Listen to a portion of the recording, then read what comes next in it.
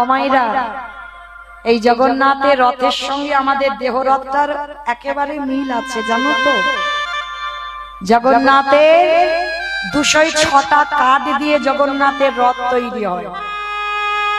আমাদের দেহ আছে বাবা 206টা হাড়। আর এই যে জগন্নাথের যে রথ, এই রথ কিন্তু যে এক বছর তৈরি হয়েছে ও প্রতি বছর হচ্ছে না, প্রত্যেক বছর নতুন করে ওই রথ তৈরি হয়। যেদিন রথে হয় সেদিনটা হচ্ছে বাবা অক্ষয় তৃতীয়ার দিন। যে অক্ষয় তৃতীয়ার দিন শুরু হয় রথের কাজ। আর ওই রথ যে তৈরি হয় যখন জগন্নাথ রথের উপরে ওঠে, নদীর মাসির বাড়ি গুন্ডিচা মাসির বাড়ি যায়, আবার ওই রথে করে আবার গন্তব্যস্থলে ফিরে আসে। কিন্তু যখনই জগন্নাথ রথ থেকে নেমে যায়, ওই রথের একটা একটা করে কাঠ ছাড়িয়ে সেই কাঠ নিলামে বিক্রি হয়। আবার অনেকে ওই জগন্নাথের কাঠ রান্নার ভোগের কাজে লাগায়। দেহতত্ত্বের সঙ্গে মিলিয়ে দেখেন, জগন্নাথ আছে বলে দেহরথের এত দাম আছে। আর যেদিন আমার এই রথ থেকে আমার কৃষ্ণ নেমে যাবে, কি গো, 4 জনা বাঁশের দোলাই নিয়ে বলো হরি বলো হরি উড়িয়ে দেবে না? তাহলে জগন্নাথের রথ আর আমাদের দেহ রথ একেবারে হুবহু মিল আছে। আর এই জগন্নাথের রথযাত্রা দর্শন যারা করতে যাবেন, এখনো নদিয়াবাসীরা নবদ্বীপবাসীরা বিশ্বাস করে যে জগন্নাথ রথযাত্রার সময় আজও আমার মহাপ্রভু ওইখানে বিরাজন। আজও বিশ্বাস করে নদিয়াবাসীরা, যার জন্য বহু ভক্তরা রথযাত্রার সময় পুরী ধামে ছুটে যায়। আদি সপ্ত গ্রামে বাবার নাম ছিল বাবা গোবর্ধন দাস, আর জ্যাঠামশাইয়ের নাম ছিল হিরণ্য দাস। ভালো করে শুনবেন মায়েরা লীলাটা। এই জ্যাঠামশাই সংসার করেনি, কিন্তু ওদের পরিবারে একটাই ছেলে ছিল রঘুনাথ দাস। হিরণ্য দাসের ঔরসে জন্ম নিয়েছিল, কিন্তু জ্যাঠামশাই মনে করত যেন তার নিজেরই সন্তান।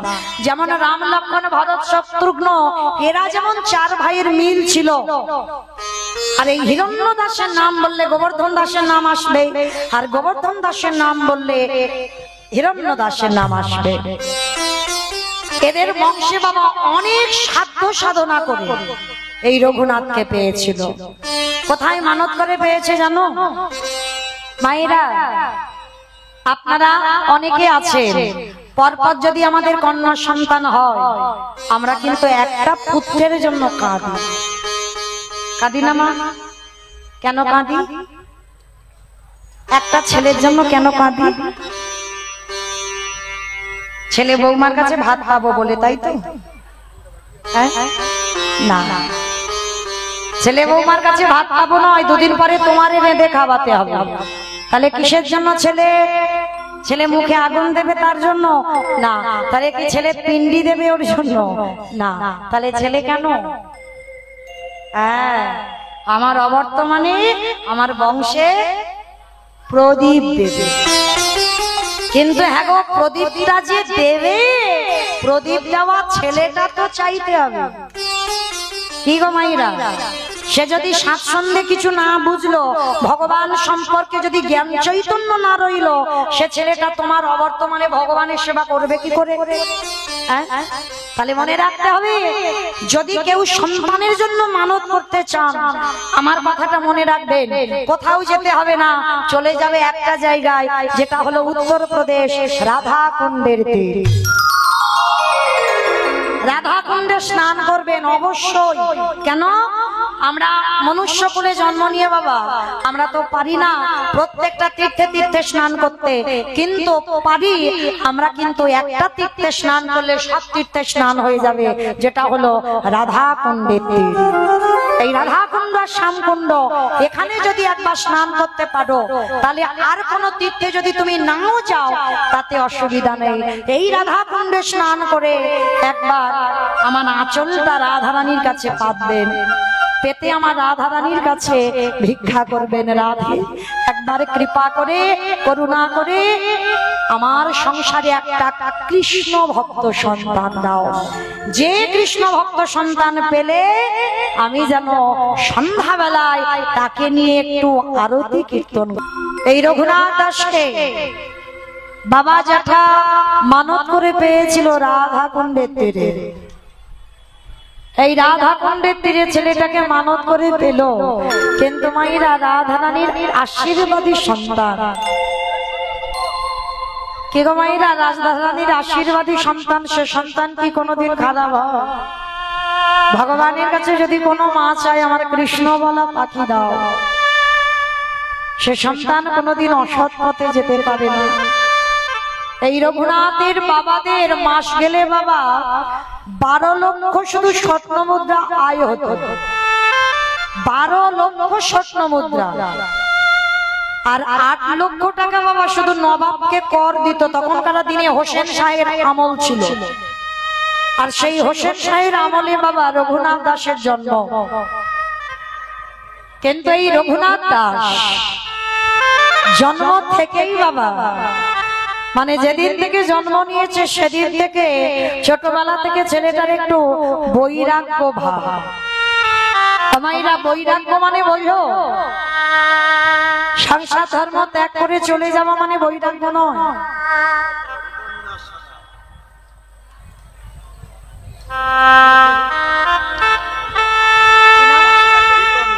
রিতন না বাবা, কত ভালো আধার কার্ড ফেল হবে তার ঠিক নাই। রিতন না, যাই হোক আমার ছোট্ট রাধারানী রিতন না সাহা, তার রাধারানীর চরণে তার যাতে সে যাতে বড় হয়ে আমার গোবিন্দ চরণের দাস হতে পারে এইটুকু আশীর্বাদ আমার রইল।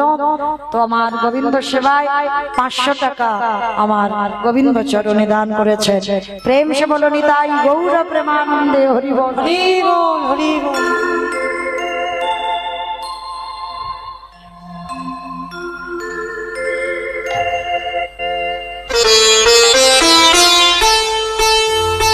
নিতাই গৌর কৃষ্ণ প্রেমানন্দে হরি বল হরি বল। এই জগতে বাবা কৃষ্ণ ভক্ত সন্তান বড় দুর্লভ। এই রঘুনাথ জন্মাবার পর থেকেই বাবা তার বৈরাগ্য ভাব। আমাইরা বৈরাগ্য ভাব মানে কি সংসার ধর্ম ত্যাগ করে চলে যাব এই ভাব নয়, সংসারে থেকেও বৈরাগী হওয়া যায়। বিষয়ে অনাসক্তি, বিষয়ের মধ্যে অনাসক্তি আসতে হবে, মানে সকল বিষয়, মানে শুধু যে টাকা পয়সা ধন সম্পত্তির মধ্যে অনাসক্তি না, প্রতিটা জিনিসের মানে তোমার এই জিহ্বার লালসা যেদিন চলে যাবে। দেখবেন রবিবার এলে সেই মাংস রান্না করতে হবে তবে ভাত খাওয়া হবে, এইটা নয়। মানে জিহ্বায় কোনো লালসা থাকবে না, কোন রকম একটু আলু সিদ্ধ অন্ন হলেই হয়ে যাবে, পেটটা ভরলেই হবে। কলির মানুষ অন্নগত প্রাণ। যেদিন তোমার জিহ্বার লালসা চলে যাবে সেদিন জন্মে মা তোমার জিহ্বার বৈরাগ্য এসেছে। যেদিন তোমার এই নয়ন আর অন্যান্য কিছু দর্শন করতে ভালো লাগবে না, যেখানে আমার গোবিন্দ মন্দির আমার গোবিন্দ চরণ ছাড়া আর কিছু ভালো লাগবে না, সেই দিন দেখবে তোমার নয়নের বৈরাগ্য হয়ে গেল। কর্ণ অন্য কোন ডিজে গান পছন্দ করবে না, সর্বদাই ওই ভাগবত পাঠ যেখানে কীর্তন হবে হরি কথা হবে সেইখানে কান চলে যাবে। ভগবানের কথা ছাড়া তোমার কান আর অন্য কিছু কথা শুনবে না। সেদিন জানবে তোমার কর্ণেরও বৈরাগ্য হয়ে গেল। যেদিন তোমার অঙ্গ স্পর্শ থেকে চলে যাবে, কেউ তোমাকে পরশ করবে তুমি অনুভূতি পাবে, সেটা তোমার থাকবে না শরীরে, সেদিন জানবে তোমার এই দেহেরও বৈরাগ্য হয়ে গেল। যেদিন তোমার মন সকল চিন্তা থেকে দূরীভূত, আমি স্বাধীন, আমার কোনো চিন্তা নাই, আমার একটা চিন্তাই আমি কি তারে পাবো না, এই যে ভাব যেদিন তোমার আসবে একটাই কথা মনের ভিতরে শুধু থাকবে, আমি কি তারে পাবো না। এই যে মনের ভিতরে ভগবানকে পাওয়ার আকুলতা লাগবে, আর যেদিন তোমার মনটা আকুলি বিকুলি করবে কৃষ্ণের জন্য, সেদিন তুমি জানবে তোমার এই মনেরও বৈরাগ্য হয়ে গেল। সংসারে থেকে বৈরাগী হওয়া যায়। তোমার দেহটা সংসারে রেখে দাও, তোমার মনটা গোবিন্দ সেবায় লাগিয়ে দাও, তাহলে জানবে তুমি বৈরাগ্য। আজকে রঘুনাথ জন্ম থেকে মানে একটু যখনই হামাগুড়ি দিতে শেখে, হামাগুড়ি দিতে দিতে মন্দিরে চলে যায়। যখনই একটু হাঁটা চলা করে, যদি কোনোদিন বাড়িতে বৈষ্ণব আসে, ও বৈষ্ণবের পিছনে পিছনে রঘুনাথ চলে যায়। আবার ছেলেটাকে ধরে আনে, যেখানে হরিকথা হয়, যেখানে ভাগবত পাঠ হয়, ওই রঘুনাথ ছুটে চলে যায়।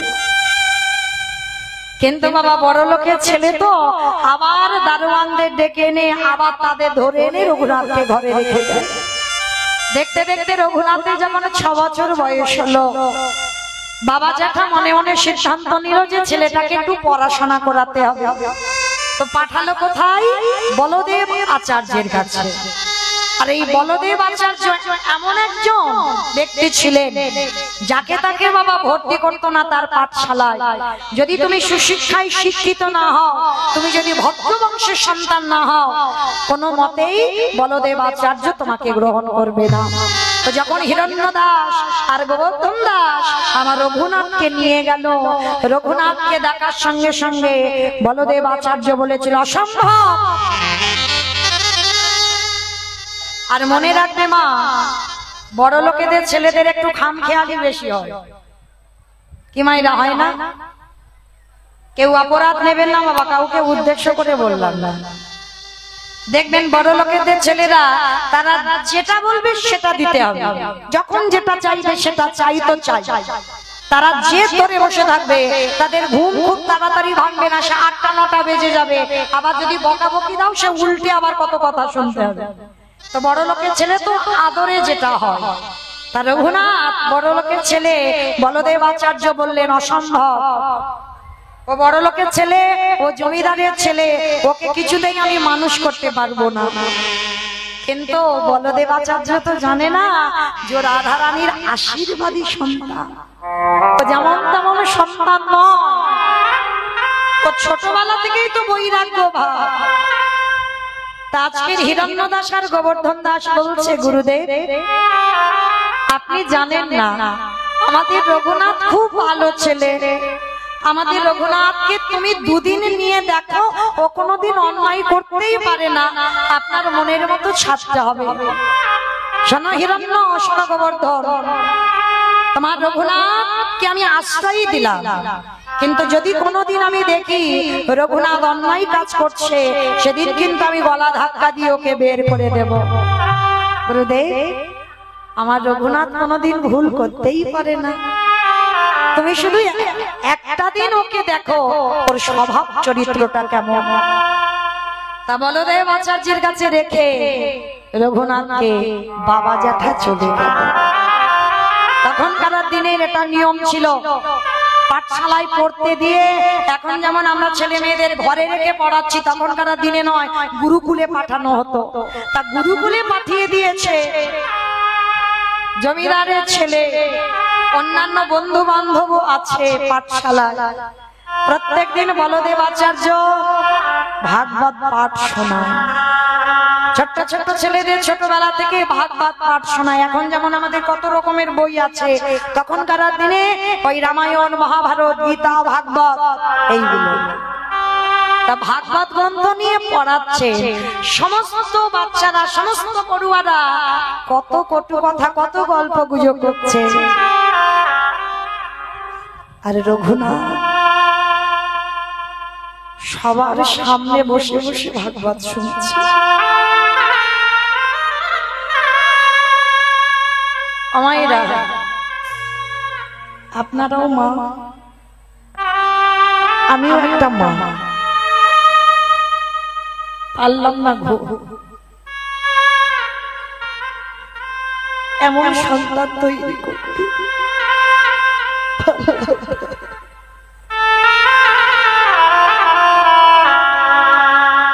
রঘুনাথ সবার সামনে বসে আছে, গুরুদেব ভাগবত পড়ছে।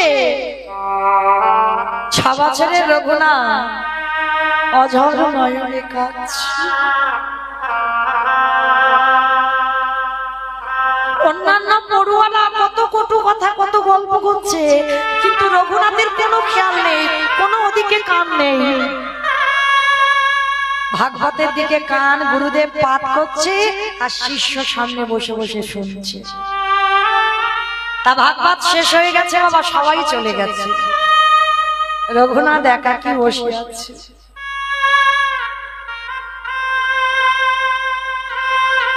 বলদেব আচার্য গিয়ে রঘুনাথকে ধরেছে। রঘুনাথ, এই বাবা, তুই এতটুকু ছেলে, তুই আমার ভাগবতের কিছু বুঝতে পারছিস? তুই ওই রকম আকুল প্রাণে যে কাঁদছিস, কি বুঝিছিস তুই? গুরুদেব, আমি কিচ্ছু বুঝিনি। তাহলে কিচ্ছু বুঝিস নি, তুই এমনি এমনি কাঁদছিস? বলে না গুরুদেব, আমি কেন কাঁদছি জানো?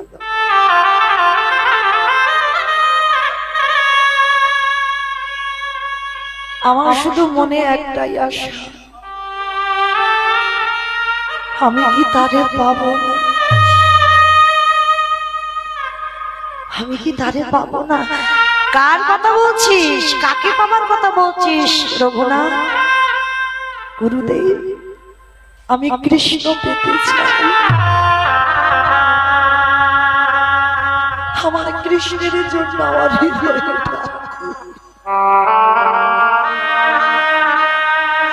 বলো না গুরুদেব, আমি কি কোনোদিন কৃষ্ণ পাবো না? ও গো গুরুদেব,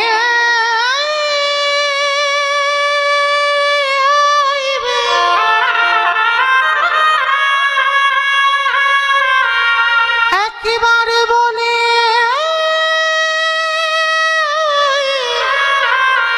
বলে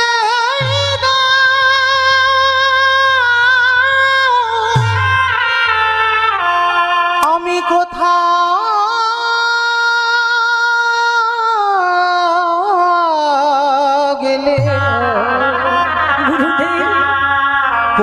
গেলে কৃষ্ণ দর্শন পাবো? বলদেব আচার্য রঘুনাথকে বুকে জড়িয়ে ধরেছে। রঘুনাথ, পাবি বাবা, পাবি। আমি তোকে আশীর্বাদ দিলাম, তোর কৃষ্ণ দর্শন হবে বাবা। যার হৃদয়ে এত আকুলতা, যার হৃদয়ে এত প্রেম, তার তো কৃষ্ণ কৃপা হবে। মনে রেখো মা, আগে আকুলতা চাই। আকুলতাটা কেমন জানো?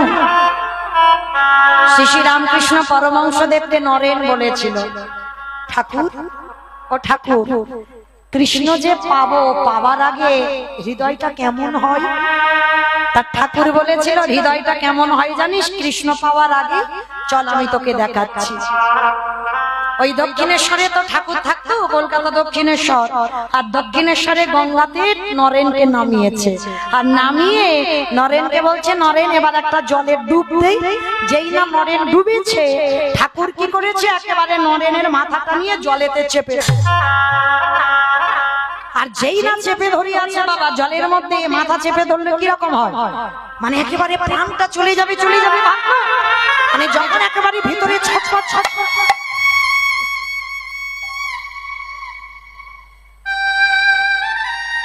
ভিতরে যখন ছটফট ছটফট করছে, একেবারে ঠাকুর হাতটা ছেড়ে দিয়েছে, নরেন একেবারে উঠে দাঁড়িয়েছে। আর যেই না নরেন উঠে দাঁড়িয়েছে, সঙ্গে সঙ্গে আমার একেবারে ঠাকুরকে দেখে বললেন, এই জন্য তোমাকে বলে পাগল। বলে কেন? আমাকে পাগল বলছিস কেন? বলে পাগল বলবো না, ওই জন্য তো তোমাকে সবাই বলে পাগল। পাগল যদি না হবে, এইরকম জলের তলায় আমার মাথাটা চুবিয়ে রেখেছিলে, আর একটু হলে তো আমি মরে যেতাম। এই জলের তলায় যখন তোর মাথাটা ধরে চেপেছিলাম, তোর কিরকম হচ্ছিল বলতো? রাগ ধরবে না? তা নরেন বলছে কিরকম হচ্ছিল জানো? ভিতরটা যেন আকু পাকু করছিল, আকু পাকু, এই যেন বেরিয়ে যায়। ঠাকুর তো উদাহরণ ছাড়া কিছু কথা বলে না। ঠাকুর বলছে, শোন, আমার কাছে জানতে চাইলে না যে ভগবান পাবার আগে হৃদয়টাই কেমন হয়? শোন, ওই জলের তলায় তো ঠিক যেরকম হচ্ছিল যেদিন কৃষ্ণ পাবার জন্য, যেদিন তোর হৃদয়টা ওই রকম, হৃদয়টা আকুল, যেদিন হৃদয়টা ওই রকম যেন প্রাণটা বেরিয়ে যায় যদি হয়, তাহলেই তুই জানবি তোর কৃষ্ণ দর্শন হয়ে যাবে। পিতাই গৌর প্রেমানন্দে। তাই আজকের বলদেব আচার্য আশীর্বাদ দিল, বাবা যার হৃদয়ে এত আকুলতা, আমি কথা দিলাম তোর কৃষ্ণ দর্শন হবে। আশীর্বাদটা দিয়ে দিল। কিছুদিন পাঠশালায় রইল, আর কিছুদিন পর বেনাপুলের জঙ্গলে নামাচার্য হরিদাস ঠাকুর, ওই নামাচার্য হরিদাস ঠাকুর লক্ষ হীরাকে উদ্ধার করে আসছে কোথায়? এই বলদেব আচার্যের বাড়ি। আর বলদেব আচার্যের বাড়ি যেই না হরিদাস ঠাকুর এসেছে, সবাই হরিদাস ঠাকুরকে দেখে পঞ্চাঙ্গ প্রণাম করছে। যেমন বাবা আপনারা জানবেন, যারা আমার মহাপ্রভুর গ্রন্থ পাঠ করেন, এই 3 লক্ষ নাম জপ করতেন নামাচার্য হরিদাস ঠাকুর। এই হরিদাসের থেকে বেশি নাম জপ কেউ করতে পারে না।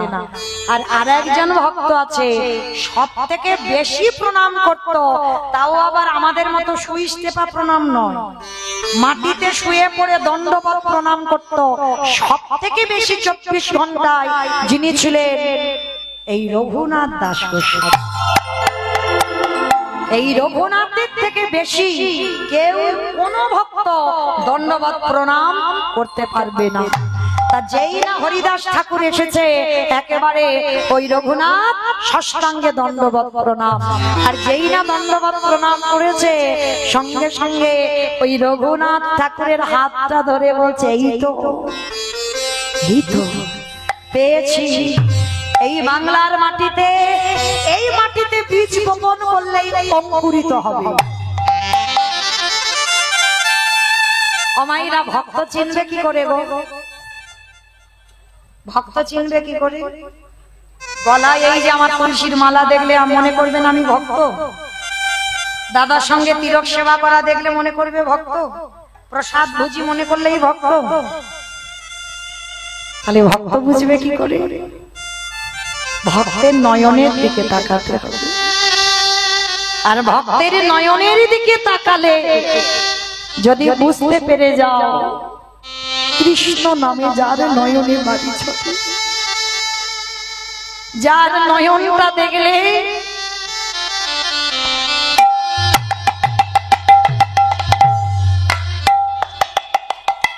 যার নয়নে দেখলে মনে হবে বাবা কৃষ্ণ নামে আকুলতা, বুঝতে পেরে যাবে। আর একটা কথা বলি মা, ভগবানের কাছে যদি কোনোদিন কিছু চাইতে হয়, জীবনে ভুল করে ছেলের রেজাল্ট ভালো করো, ছেলের একটা চাকরি দিও, এই সবগুলো কোনোদিন চেও না। চাইতে যদি হয় এই অধম কীর্তনিয়ার কথা একবার মনে রেখে দিও। ভগবানের কাছে যদি কিছু চাইতে হয় একটা জিনিস চেও, যেটা মহাভারতে কুন্তী মা চেয়েছিল। এই কুন্তী মায়ের একটা নয়, দুটো নয়, 5টা ছেলে ছিল। আর 5টা ছেলেকে রাজা করিয়ে, যুধিষ্ঠির যেদিন রাজা হবে, রাজা করিয়ে কৃষ্ণ দ্বারকায় ফিরে যাচ্ছে। তা দ্বারকায় যেতে গিয়ে আমার ভগবানের মনে মনে ভাবছে যে আমি তো 13 বৎসর পাণ্ডবদের সঙ্গে ছিলাম, এই যে আমি দ্বারকায় চলে যাব, ওদেরকে ছেড়ে থাকবো কি করে? কি গো মাইরা, আপনাদের হবে কিনা জানি না, তবে আমার হয়। এই যে দেখতে দেখতে আপনাদের সঙ্গে 2টো দিন আমার পরিচয়। কালকে রাত 9টার সময় এসেছিলাম, আজকের বিকাল 5টার সময় এসেছি। এই যে 2টো দিনের পরিচয় না, যখন আমি আপনাদের কাছ থেকে চলে যাব, আমার হৃদয়টাই বড় কষ্ট।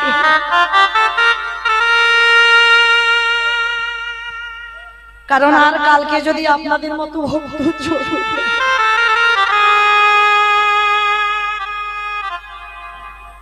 তা ভগবান চলে যাবে, হৃদয়টা কাঁদছে।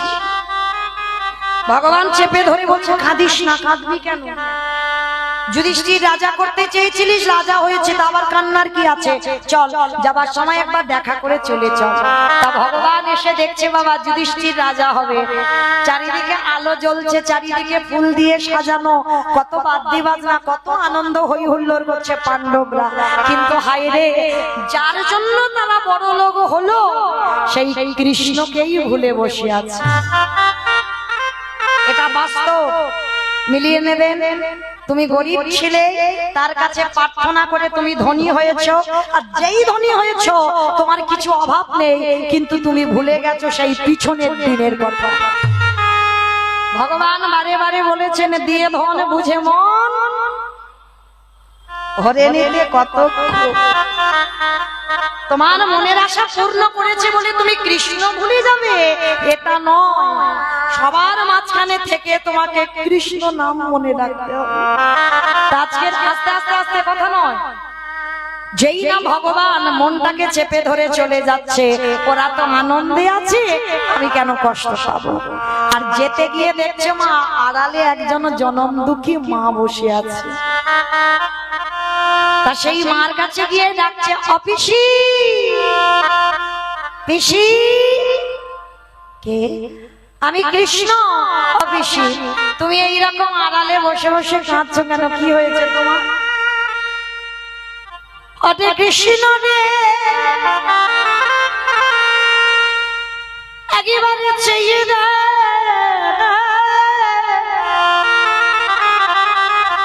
আমার 5টা ছেলে যার জন্য বড় লোক হলো, সেই কৃষ্ণকে কেমন ভুলে বসে আছে। অপিসি, তা তোমার ছেলেরা ভুলেছে তো কি হয়েছে? তুমি তো আমায় বলনি, তুমি তো মনে রেখেছো। আচ্ছা পিসিমা, আমি চলে যাচ্ছি, তুমি আমার কাছে কিছু চাও। কি গো মায়েরা, ভগবান যদি এসে বলে ভক্ত আমার কাছে কিছু চাও, কি চাইবে?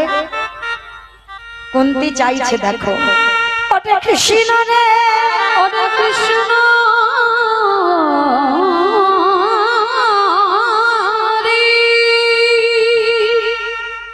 দিতে যদি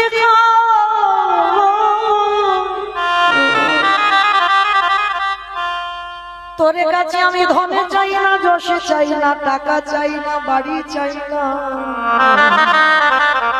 কৃষ্ণ রে, দিতে যদি হয় আমার আঁচলে তুই দে। এই জগতে যত দুঃখ, যত কষ্ট, যত অভাবী, যত ব্যথা বেদনা, হরে কৃষ্ণ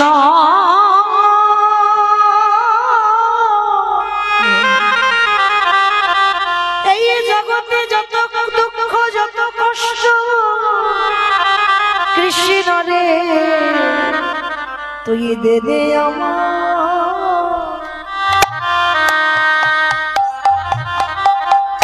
আমায় ফিরাই দে,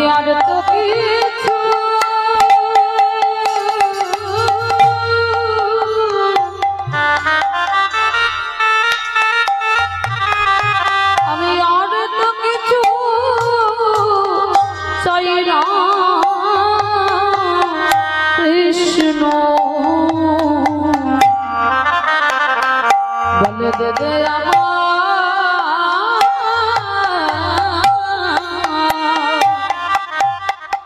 কষ্ট ফিরায়। কৃষ্ণ এই জগতে যত দুঃখ তুই আমায় দে।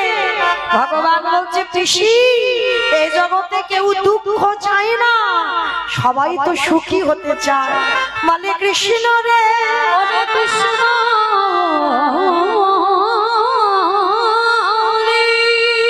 ভক্ত জানে না বলে তোর কাছে সুখ চায়। ওরে সুখ হলে কৃষ্ণ চলে যায়, আরে যত দুঃখ থাকবে তত কৃষ্ণ আমার কাছে বাধা।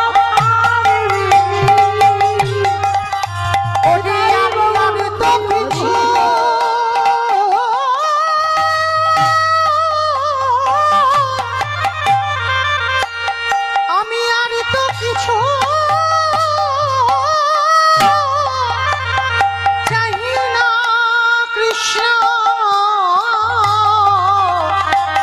বলে কৃষ্ণ আমার কাছে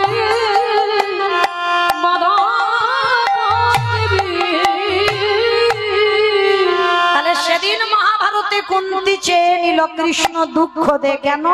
দুঃখ থাকলেই তোমার কৃষ্ণ থাকবে, আর দুঃখ না থাকলে কৃষ্ণ থাকবে না। তাই আজকের হরিদাস ঠাকুর বললে, রঘুনাথ তোর এতটুকু বয়স থেকে এইরকম বৈরাগ্য, আমি আশীর্বাদ করলাম তোর কৃষ্ণ দর্শন হয়ে যাবে। আর রঘুনাথ ছোটবেলা থেকে বাবা হরিদাস ঠাকুরকে অনুকরণ করত, মানে হরিদাস ঠাকুর 24 ঘন্টায় একবার আহার করত।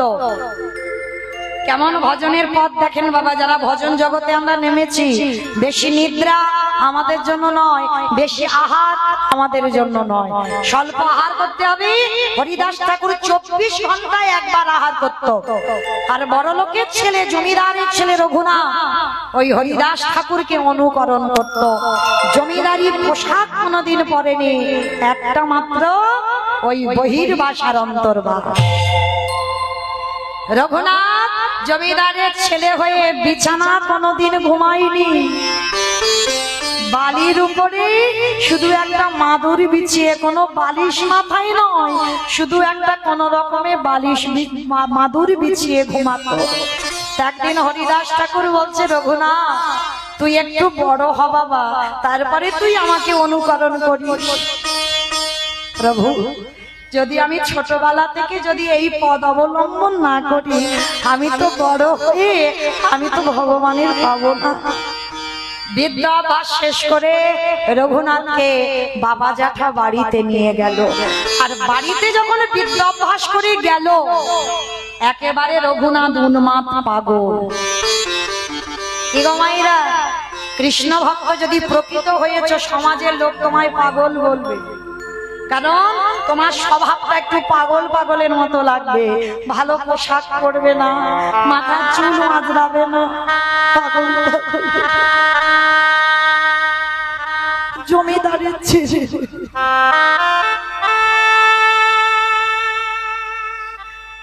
যদি রাস্তা দিয়ে কোনো বৈষ্ণব যায়, রঘুনাথ ছুটে গিয়ে বৈষ্ণবের চরণে দণ্ডবত প্রণাম, বৈষ্ণবের চরণ ধরে বলো না আমি কি তারে পাবো না।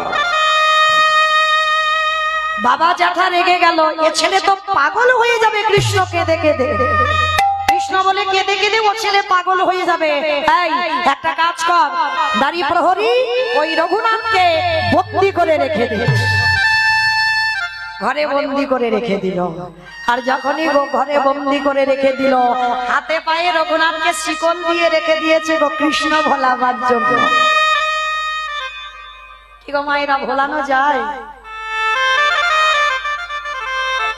হাতে পায়ে দড়ি বাঁধলে কৃষ্ণ ভোলানো যায়? রঘুনাথ বললেন, জেঠু ভালোই করেছ, তুমি আমার হাত বাঁধলে, পা বাঁধলে, কিন্তু আমার মনটাকে তুমি কি করে বাঁধলে? রঘুনাথকে বন্দি করেছে কারাগারে, খেতে দেয় রাত্রিবেলা করে, কিন্তু রঘুনাথ এক সপ্তাহ কিছু খায়নি, রেখে দিয়েছে। জ্যাঠামশাই খবর পেয়েছে হিরণ্য দাস যে রঘুনাথ কিছু খাচ্ছে না, ঘরে এসেছে। রঘুনাথ শুনলাম তুমি নাকি খাওয়া দাওয়া সব বন্ধ করে দিয়েছ। রঘুনাথ তুমি আমার বংশে একমাত্র প্রদীপ। রঘুনাথ বলো বাবা, তুমি আমার কাছে কি চাও? এক সপ্তাহ না খেয়ে আর কণ্ঠ থেকে স্বর বার হয় না। জ্যাঠামশাই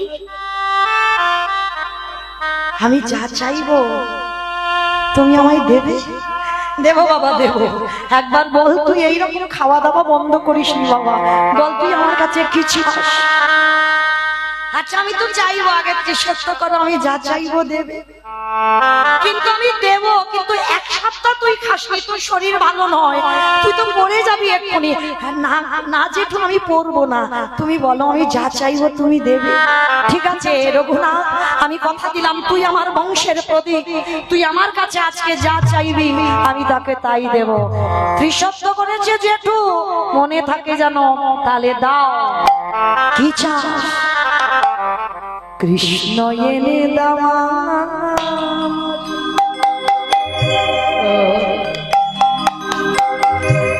ভালো। তোমার আমার ছেলে কোনোদিন বলেছি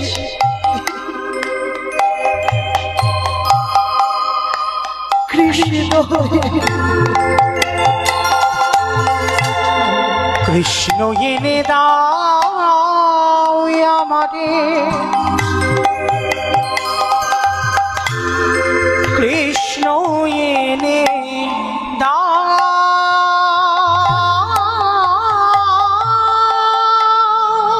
কৃষ্ণ ছাড়া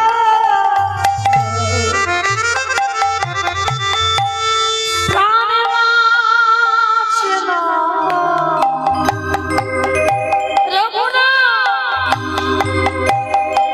কৃষ্ণ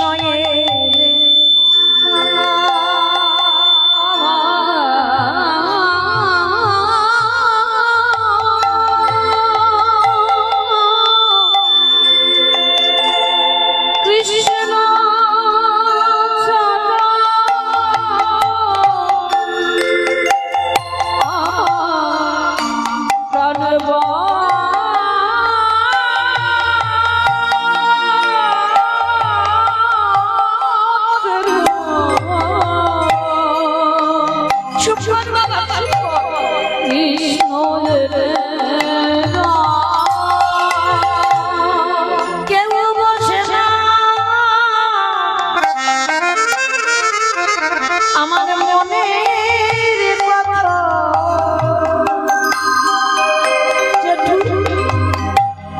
বলবো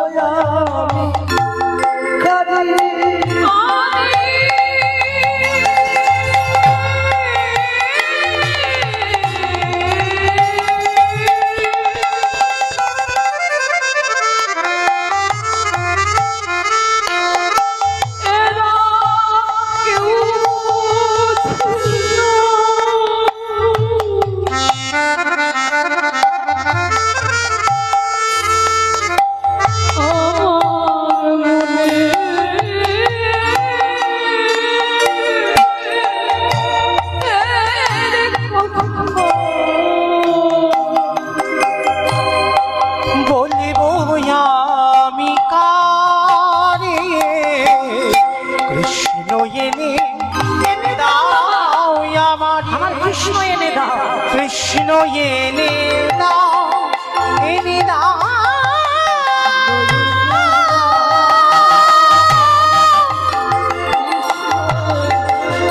কৃষ্ণ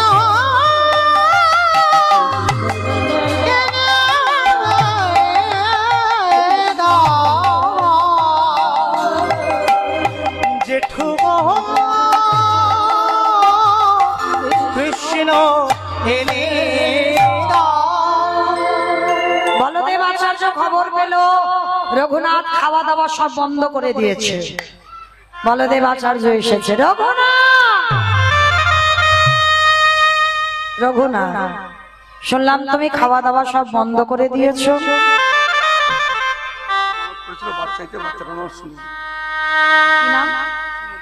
সুমন।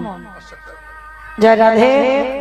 ভগবানের কাছে মানত রেখেছিল একটা পুত্র সন্তান হোক, কৃপা করেছে আমার রাধা রানী, ছেলের নাম রেখেছেন সুমন। সুমন কি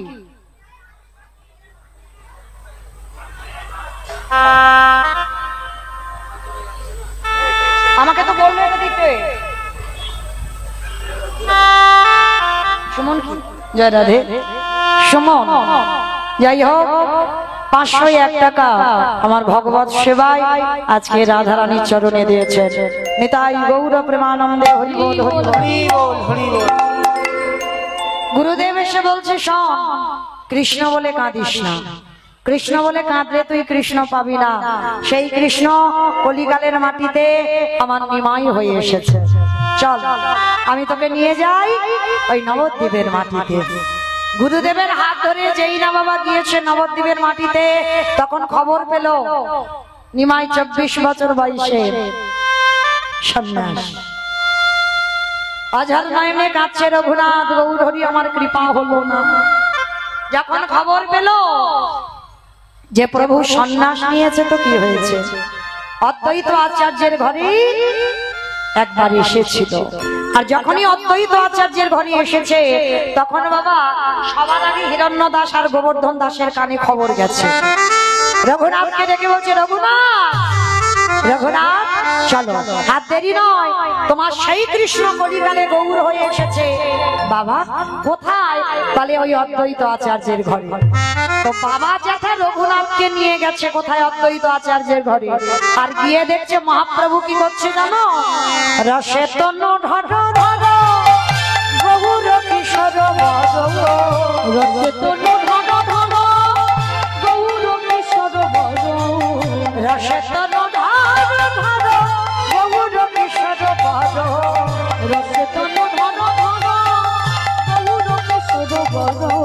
দেবে নাম শ্রীকৃষ্ণ চৈতন্য, দেবে নাম শ্রীকৃষ্ণ চৈতন্য, দেবে নাম শ্রীকৃষ্ণ চৈতন্য, দেবে নাম শ্রীকৃষ্ণ চৈতন্য। এ শ্রাবণে গুরু কথা কহিতে অন্তরে ব্যথা, শ্রাবণে গুরু কথা কহিতে অন্তরে ব্যথা। ভক্ত বিনা নাহি জানে অন্য, ভক্ত বিনা নাহি জানে অন্য, অরে ভক্ত বিনা নাহি জানি অন্য, ভক্ত বিনা নাহি জানে অন্য। সমস্ত ভক্তরা হই হই করে নৃত্য করছে আর রঘুনাথ বাবা জ্যাঠার সঙ্গে গিয়ে একেবারে সৎসঙ্গে মহাপ্রভুর চরণে আছাড় খেয়ে। মহাপ্রভু রঘুনাথের নয়নের দিকে তাকিয়ে বুঝতে পেরে গেল এই তো সেই বীজ, যে মাটিতে বীজ পুঁতলেই অঙ্কুরিত হবে। বুঝতে পেরে গেল রঘুনাথের নয়ন দেখে। প্রথম দর্শনে নিতাই চাঁদকে বলল, দাদা আমি যে পাত্রে প্রসাদ পেয়ে রেখে দিয়েছি রঘুনাথকে ওই প্রসাদই একটু দিয়ে দাও। রঘুনাথকে দিয়ে দাও ওই প্রসাদ। কি গো মাইরা, ভগবানের উচ্ছিষ্ট প্রসাদ সব ভাগ্যে হয় না। ভগবানের পার্শ্বদ কম নয়, সবাই কি ভগবানের প্রথম দর্শনে কি বাবা পেরেছে ভগবানের ওই উচ্ছিষ্ট প্রসাদ পেতে? আজকে রঘুনাথ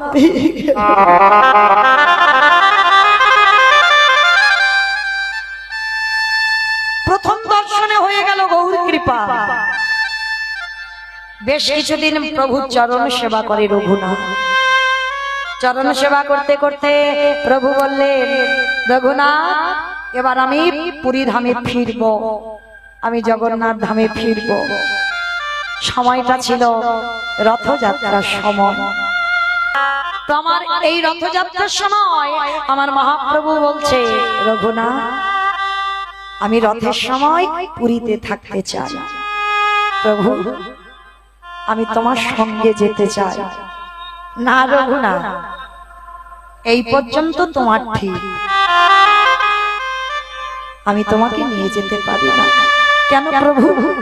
আমি যে তোমার চরণ সেবা করতে চাই, আমি যে আমার সংসার সব ত্যাগ করে এসেছি। না, অত সোজা নয়। তুমি মুখে যদি বলো ত্যাগী, তো ত্যাগী হয়েছ। মনে রেখো রঘুনাথ, মর্কট বৈরাগ্য ধারণ করবে না। মর্কট বৈরাগ্য মানে, মর্কট মানে বানর। বানর হচ্ছে ভোগী। হনুমান কিন্তু ভোগী নয়, হনুমান ত্যাগী। ওই জন্য মহাপ্রভু কিন্তু হনুমান বলেনি, বলছে মর্কট বৈরাগ্য ধারণ করবে না। রঘুনাথ ফিরে যাও, সংসারে ফিরে যাও। জমিদারের ছেলে হয়েছ, পড়াশোনা করো, পড়াশোনা করে তুমি বাবার ব্যবসা বাণিজ্য দেখো। আমি ওই বিষয়ে যে আমার বিষ, ওই বিষয়ে আমার ভালো লাগে। আমি যে তোমার চরণে থাকতে চাই। রঘুনাথ আমার কথা অবাধ্য হইও না। রঘুনাথ ফিরে যাও তুমি তোমার ঘরে।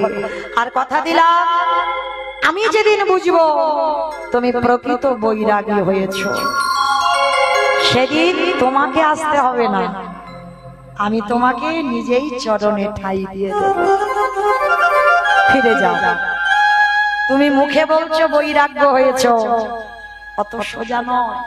বৈরাগ্য হওয়াটা মুখের কথা নয়। ফিরে যাও তোমার বাবার ঘরে। কিছুতেই রঘুনাথকে নিয়ে যেতে চাইলো না। এইবার রঘুনাথ ফিরে আসছে, আর ফিরে আসতে আসতে শুনতে পেল সেই যে বাবা নিতাই চাঁদের সঙ্গে দেখা। আর যেই না নিতাই চাঁদের সঙ্গে দেখা হয়েছে, নিতাই চাঁদ বলে বললেন, আরে চোর চোর চোর। হঠাৎ করে নিতাই চাঁদ চোর চোর বলছে রঘুনাথকে। রঘুনাথ তো চমকে উঠেছে, আরে বাবা আমি কি চুরি করলাম? আমি তো কিচ্ছু চুরি করিনি। বলে করেছো, করেছো তুমি চুরি। তুমি আমার কাছ থেকে অনুমতি না নিয়ে তুমি আমার ভাইয়ের কাছে সরাসরি চলে গেছো। ভাবলে কি করে আমার আদেশ ছাড়া তুমি আমার ভাইয়ের আদেশ পাবে? কি গো মাইরা, আগে নিতাই চাঁদের কৃপা পেতে হবে। আর নিতাই চাঁদের কৃপা না হলে আমার মহাপ্রভুর কৃপা তো অসম্ভব। তা নিতাই চাঁদ বলছে, তুমি যখন আমার অনুমতি ছাড়া তুমি আমার ভাইয়ের কাছে চলে গেছো, তোমাকে দণ্ড দেওয়া হবে। কি দণ্ড?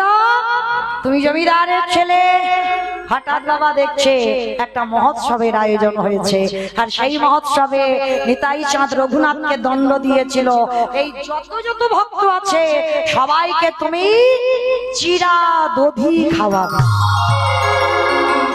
যেটা হচ্ছে দণ্ড মহোৎসব, পানিহাটির মেলা। এই পানিহাটির মেলায় দণ্ড মহোৎসব, এই দণ্ডটা নিতাই চাঁদ আমার রঘুনাথকে দিয়েছিল, যে যত যত ভক্ত আছে সবাইকে তুমি চিড়ে দধি খাওয়াবে। আর বাবা রঘুনাথ জমিদারের ছেলে তো, এত চিড়ে দধি এনেছিল মানে যেন সেই ওই অন্নকূটের মতো। মানে সবাই মানে গঙ্গার জলে গলা পর্যন্ত দাঁড়িয়ে চিড়ে দই খাচ্ছে। মানে অন্নকূট মহোৎসব যেমন হয়েছিল ঠিক তেমনই আমার চিড়ে দধি পানাহাটির মেলাতে ঠিক চিড়ে দধির মেলা হচ্ছে যেন।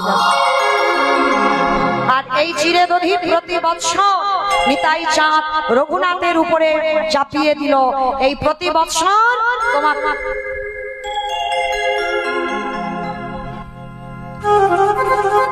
তোমাকে এই উৎসব তোমার নিজের হাতে পালন করতে হবে। যেই না বলেছে চিড়ে উৎসব, সবাইকে সেবা করাতে হবে। বাবার সম্পত্তি থেকে টাকা পয়সা সমস্ত কিছু চিড়া দধি যত যত ছিল সবই প্রসাদ নিবেদন করেছে। রঘুনাথ বাড়ি ফিরেছে। বাবা জ্যাঠা ছেলেটাকে বেঁধে রাখবার জন্য একটা পদ অবলম্বন করেছে। কি পদ জানো? বলে ছেলেটাকে বাঁধতে গেলে সংসারে ওর কাঁধে একটা জল চাপাতে হবে। আমার জল চাপানো মানে বোঝো, বিয়ে দিতে হবে। এই কথাগুলো আমি বলছি না, আগেকার দিনে ঠাকুমারা বলতো। বলে রঘুনাথকে বিয়ে দিতে হবে। এইবার দেখাশোনা করে একটা মেয়ে দেখা হলো, যার নাম ছিল রত্নাবতী। রত্নাবতী তো রত্নের মতো তার রূপ, স্বর্গের অপ্সরা। দিনক্ষণ ঠিক হলো, বিয়ের আয়োজন হলো। হরি বল। মাইরা একটু বিয়ে বাড়ি খাওয়া দাওয়া হবে তো। বরেলো বরেলো বলে পড়ে গেল সাদা গোগো। বরে এলো বলে পড়ে গেল সারা।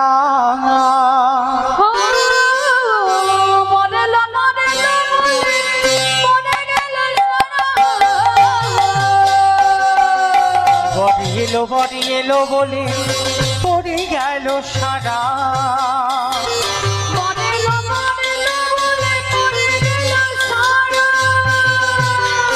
আরে পাড়া প্রতিবেশী গণা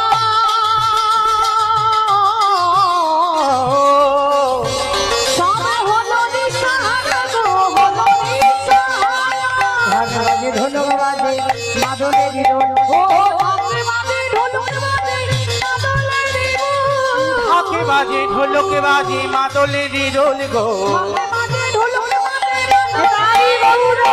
শঙ্খধ্বনি উলুধ্বনি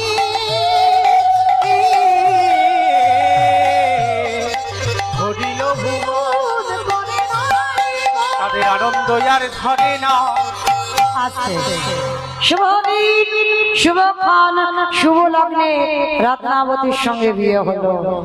বিয়ের পরের দিন হলো কাল রাত্রি, তারপরের দিন হলো ফুলসজ্জা রাত। মায়েরা, এইবার রঘুনাথের অবস্থাটা দেখো।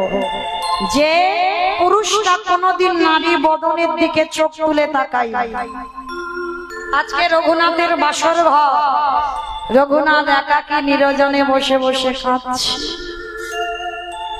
নয়ন জলে মুখ ভাসিয়ে কাঁদছে। আর রত্নাবতী গিয়ে স্বামীকে প্রণাম করে জিজ্ঞাসা করছে, স্বামী তুমি কাঁদছো কেন? কি তোমার মনের দুঃখ, কি তোমার মনের জ্বালা, কি তোমার মনের ব্যথা বেদনা আমায় বলো। রত্নাবতী, আমি যার জন্য কাঁদছি তুমি পারবে না তাকে আমার কাছে এনে দিতে।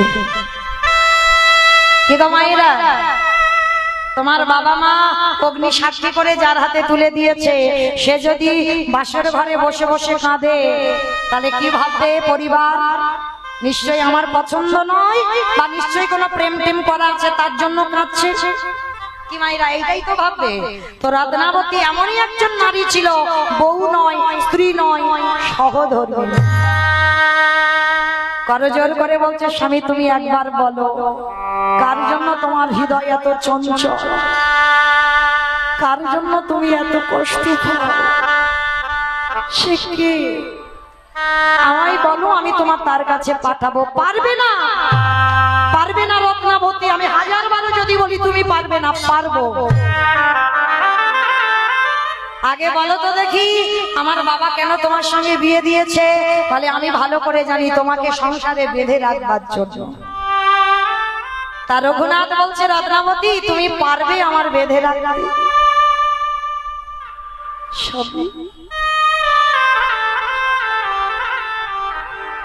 আমি তো তোমায় বেঁধে রাখতে আসি, আমি তোমার ধর্মের সাহায্য করতে এসেছি। তুমি একবার বলো, তুমি কার জন্য কষ্ট পাও? রত্নাবতী, আজকের আমাদের এই ফুলসজ্জা রাতে আমি তোমার কাছে একটা জিনিস চাইবো, তুমি আমায় দেবে? বলো, বলো তুমি কি চাও? রত্নাবতী,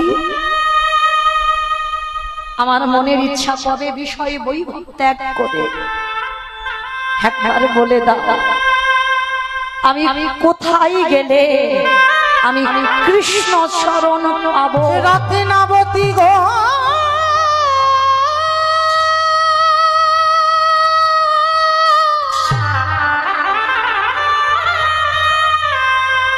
একেবারে বলে বলে দাও, আমি কোথা গেলি আমার কৃষ্ণ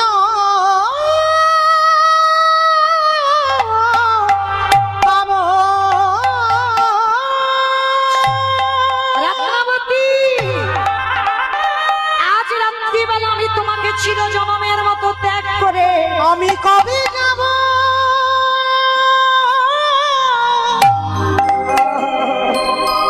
বিষয় ছেড়ে ওই মধুর বৃন্দাবন? বলো না রত্নাবতী, কৃষ্ণ নামে আমার বিদায় দেবে? কাঁদবে কামি আমার পোড়াম।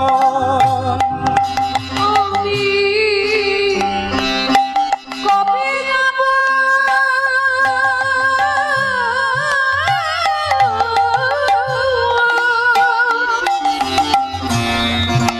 বিষয় ছেড়ে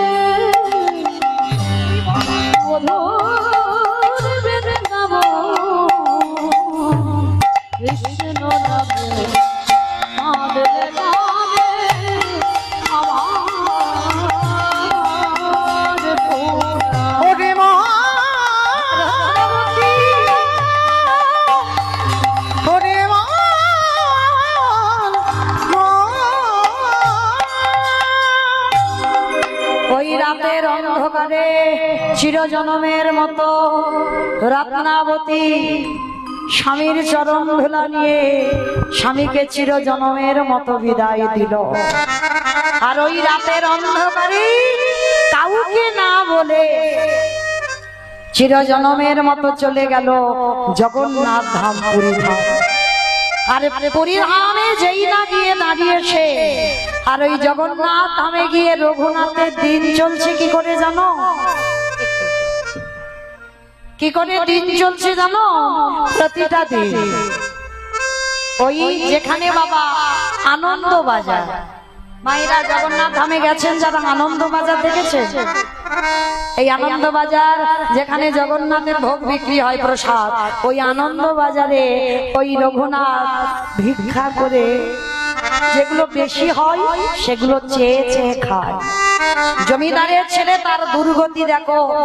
কিন্তু মহাপ্রভুর এটা পছন্দ নয় যে রঘুনাথ চেয়ে কারোর কাছ থেকে প্রসাদ। যেই না রঘুনাথ খবর পেল প্রভু এটা পছন্দ করে না, তারপরে রঘুনাথ লোকের দ্বারে দ্বারে ভিক্ষা করতে গেল। মহাপ্রভু এসে বলল, রঘুনাথ ওটাও আমি পছন্দ করি না। তাহলে কি করে ছেলেটা থাকবে, বাঁচবে কি করে? ওই জগন্নাথের যে নালা আছে দেখবেন, রান্নাঘরের কাছে গিয়ে ওই নালা আছে না, নালা দিয়ে ওই পচা গলা প্রসাদ ভেসে যায়, মানে পচে গেছে, সেইগুলো 7 বার ধৌত করে রঘুনাথ ওই পান্তা ভাতে একটু লবণ দিয়ে সবে এক গ্রাস দিতে গেছে। 1 সপ্তাহ কিছু খাওয়া হয়নি, পচা পান্তা সবে বদনে দিতে যাবে, পিছনে মহাপ্রভু এসে হাতটা ধরেছে, রঘুনাথ, রঘুনাথ আমায় একটু প্রসাদ দে। যেই না প্রসাদই চাইলো, সঙ্গে সঙ্গে বাবা রঘুনাথ বলে উঠলেন, প্রভু এ পচা গলা প্রসাদ আমি দেব কি করে? রঘুনাথ, প্রসাদ কোনোদিন পচে না, প্রসাদ কোনোদিন বাসি হয় না। দে। ওই রঘুনাথের মুখ থেকে ওই পচা গলা প্রসাদ মহাপ্রভু কেড়ে নিয়ে মহাপ্রভু নিজের বদনে দিল। দেখো কেমন ভক্ত আর কেমন ভগবান। রঘুনাথকে বলল, রঘুনাথ আজকে থেকে তোমাকে আমি স্বরূপের হাতে সমর্পণ করলাম। আজকে থেকে স্বরূপের চরণ ভজন করলে তুমি আমার কৃপা পাবে। বলো তুমি আমার কাছে কি চাও? হে দয়াময়, আমার মনের বড় আশা, আমি একবার বৃন্দাবনে রাধা কুণ্ডের তীরে যেতে চাই। সেই রঘুনাথ রাধা কুণ্ডের তীরে গেলেন। আর রাধা কুণ্ডের তীরে নিয়ম সেবার মাসে কঠোর পরিশ্রম, অনাহারি অনিদ্রায় নামের মালাটা হাতে নিয়ে হৃদয়ে হাত চাপড় দিয়ে শুধু একটাই কথা বলতো, রাধে একবারই দেখা দাও, রাধে একবারই দেখা দাও, একবারে দেখা দাও। আর আমার করুণাময়ী থাকতে পারলো না। রাধারানী রাধা কুণ্ডের তীরে আমার রঘুনাথের সামনে এসে দাঁড়িয়েছে। রঘুনাথ আমাকে ডাকছিলিস? রাধা, আমি শুধু তোমায় একাই দর্শন পেতে চাই না, আমি চাই তুমি একবার যুগল রূপে আমার দর্শন দাও। সেই রাধা কুণ্ডের তীরে আমার রাধারানী আমার গোবিন্দকে নিয়ে বামে দাঁড়ালে। আর রঘুনাথ সাক্ষাতে রাধা কুণ্ডের তীরে সেই রাধা গোবিন্দের যুগল রূপে দর্শন করলেন। স্বামীর বামে, স্বামীর বামে, স্বামীর বামে দাঁড়াইল নবীন কিশোরী গো। ওই স্বামীর বামে দাঁড়াইল নবীন কিশোরী, হরি ললিতা বিশাখায়াদি তাই গৌর হরি বল।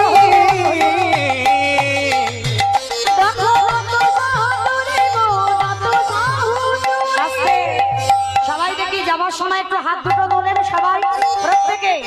পদ্মের পাতা হে পাতায় দিচ্ছে কদুতলা, পদ্মের পাতায় হে পাতায় দিচ্ছে কদুতলা। আগে কেন দাসের মাকে রাঙা,